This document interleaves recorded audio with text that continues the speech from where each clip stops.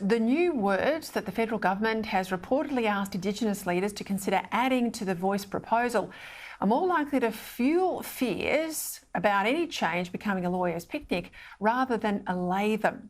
A series of senior lawyers from former High Court Judge Ian Callan and down have said the proposed Indigenous voice to the Parliament, and now, if the PM has his way, voice to the executive government and public service too, could lead to years of litigation as to what this constitutional change really means.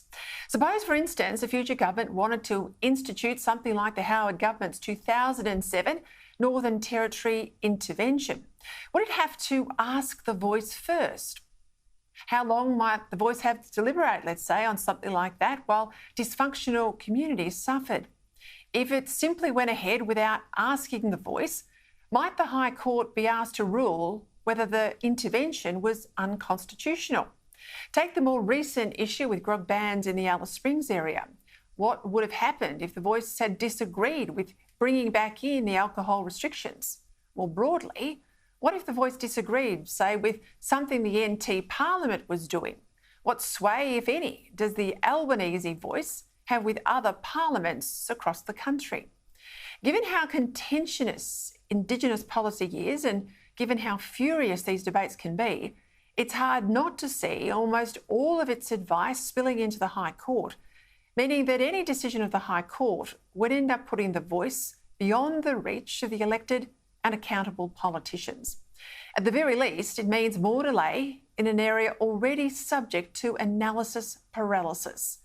Hence the government's latest proposal, reported in the Sydney Morning Herald today, to add to the original Albanese proposal, which we now refer to as the Garma proposal, that the Parliament, he said, can make laws about the composition, functions, powers and procedures of the voice.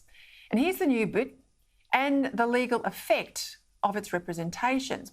Those extra 7 words, and the legal effect of its representations, are aimed at making it clear that the Parliament is in charge. But given it would still be a High Court that determines what those new words mean, I think it seems to highlight the problem rather than solve it.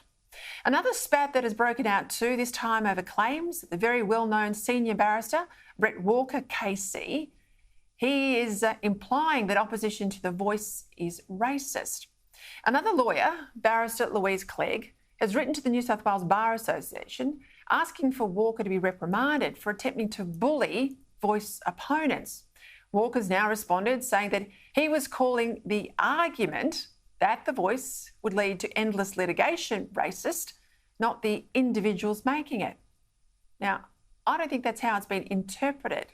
It's certainly not the position of Louise Clegg, who, as I said at the top of the show, joins me tonight to say her piece in response. One way or another, the voice debate is becoming more and more complex and more nasty. And Indigenous constitutional recognition was supposed to unify our country, wasn't it? Not divide us.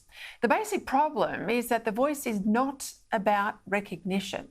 The voice is about power, giving Aboriginal people, acting as an entity, a special say in running the country over and above that of everyone else.